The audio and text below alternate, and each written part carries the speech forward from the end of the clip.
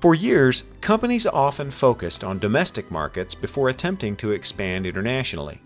Today, more and more businesses are skipping this step in favor of a born global approach. The manufacturer of choice for many firms has been China, which is expected to pass the United States by 2015 as the world's largest economy. A number of factors have fueled China's growth: a massive labor force, vast natural resources, a domestic market of 1 billion people who are increasingly able to demand better products in larger quantity, and a government which has focused its policies and infrastructure towards international exports. Chris Arbeitman is a U.S. importer of parts like power cords for computers and appliances. The parts are made by a manufacturer in the Zhejiang province, shipped over the Pacific Ocean to Los Angeles, and distributed by truck and train to American manufacturers, all more cheaply than the parts can be made for in the United States. Well, in my product category of wire and cable, there's very few wire and cable manufacturers left in the United States. China is the primary manufacturing country for those goods, and they've got it scaled to the point that they can produce it cheaper than anybody else in the world can produce it. Since China joined the World Trade Organization, an international body that supervises and advocates more liberal international trade, it has been under pressure to change some of its more anti-competitive policies, like importing limits.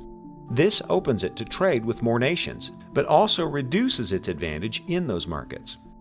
Still, China is such an attractive market with its cheap goods and huge consumer base that most countries and companies have been willing to play by China's rules for many years. Its comparative advantage in labor relative to other economies is just too strong.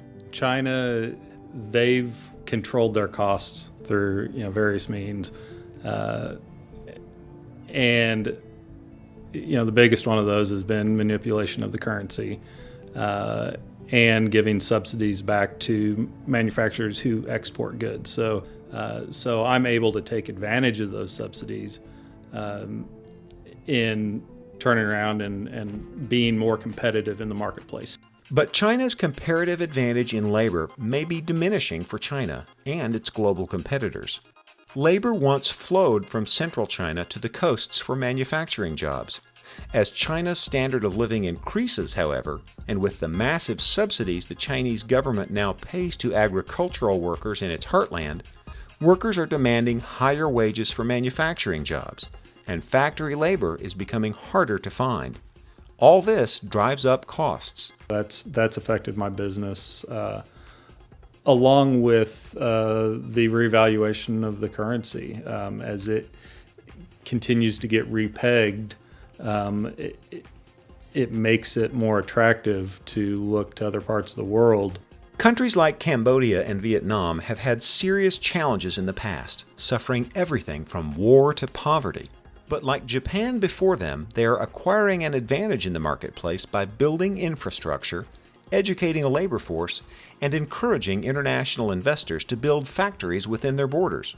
Everything's new. They're going after business that never existed for them, and typically the U.S. government will do things to help out those emerging countries, in the sense that maybe lower duty rates for importing goods from those countries.